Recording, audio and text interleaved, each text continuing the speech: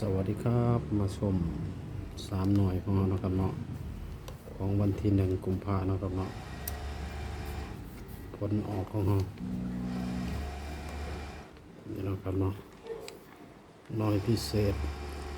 7345นะครับเนาะเขา45นะครับเนาะหน่วยปกติ7703บ่มีนะครับมีแต่3747นะครับเนาะ7576นะครับเนาะหน่วย VIP 51บ่มีนะครับเนาะมีแต่65นะครับเข้า2หน่วยนะครับเนาะเอามาเป็นของวันที่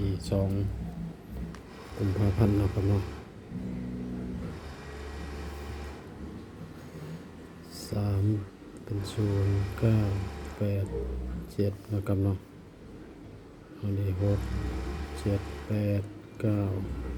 นะครับเนาะ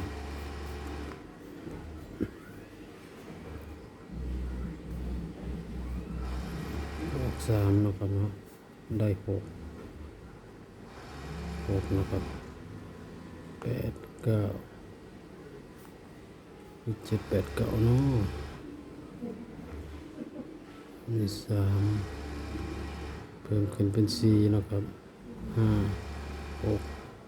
7 8 9ตัวนี้ได้3อีกนะครับลดลงเป็น2 4 5 6 7 8 7 8 9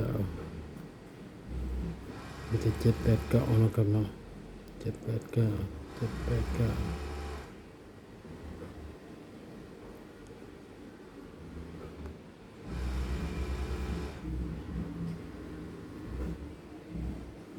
ชน789ตัวนี้789เ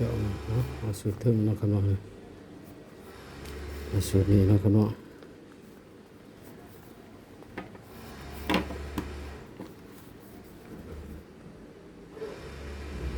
43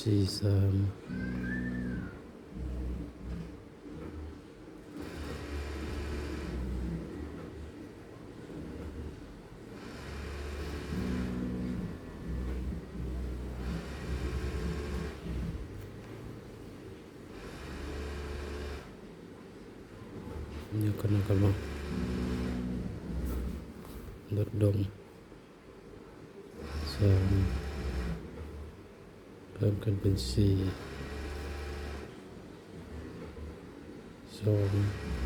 1 0 9 8นะครับเนาะ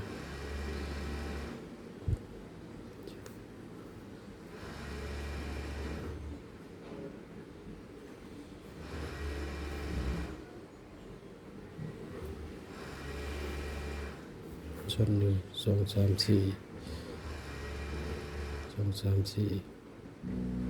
8 2 3 4 8นะครับเนาะ42นะครับเนาะ42 43 42 43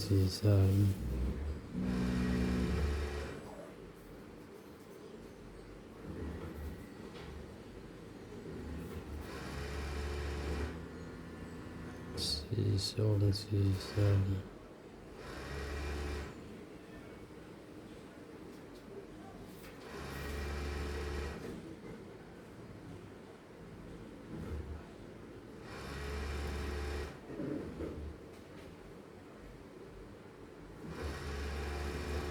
4345 46คนก็ได้เนาะ45 47 48นะครับเนาะ48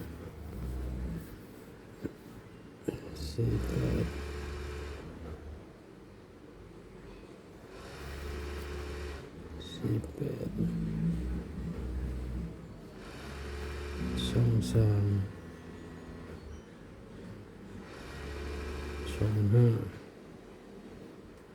26 27 28 35 36 37 38 56 57 58 67 68 78เลขที่ชน234นะครับนะ2348นะครับนะ